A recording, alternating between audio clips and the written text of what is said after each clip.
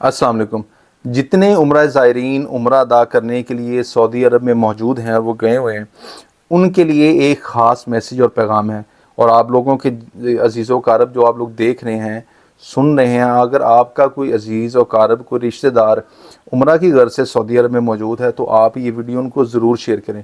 Saudi अरब हुकूमत ने ऐलान किया है कि 18 अप्रैल तक जितने भी उम्रा ज़ायरीन, हज उम्रा ज़ायरीन वहाँ पे मौजूद हैं, उनको हदायत की जाती है कि वो मुल्क छोड़कर वापस चले जाएँ। चाहे उनकी उम्रा जो उनका वीज़ा है उसकी मुद्दत 3 माह रहती है, 2 माह रहती है, 1 माह रहती है, इससे उनको कोई कंसर्न नहीं है।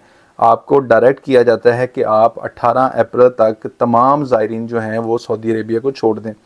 और ये डायरेक्ट इस वजह से कहा गया है क्योंकि अगर कोई शख्स इन अहकामात की पासदारी नहीं करता, इन अहकामात को नहीं मानता और वो इन अहकामात के बज़ाहिर होने के बावजूद भी वो वहाँ पे रहता है, तो उसके लिए जो गवर्नमेंट ऑफ सऊदी अरेबिया है उन्होंने ना सिर्फ उनको फ़ाइन करना है बल्कि उनको सज़ा भी देनी है।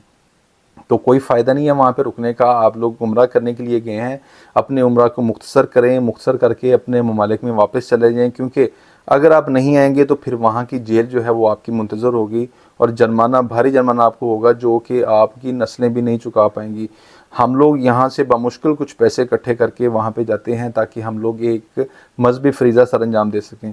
और आपने अगर अदा कर लिया है तो ज़रूरी नहीं है वहाँ पे आपने महीना ही रुकना है। और जिन लोगों के पास वहाँ पे विज़िट वीज़ा है, उनके पास 3 माह के लिए वो वीज़ा है, वो वहाँ पे रुके हुए हैं, तो उनको भी ये डायरेक्ट किया जाता है कि वो 18 अप्रैल तक वहाँ से वापस आ जाएं। आपका वीज़े से कोई फ़र्क नहीं पड़ेगा, लेकिन अगर आप वहाँ पे रुके रहेंगे तो इससे ज़रूर फ़र्क पड़ेगा और इसमें आपको ना सिर्फ सज़ा होगी बल्कि आपको जुर्माना भी होगा।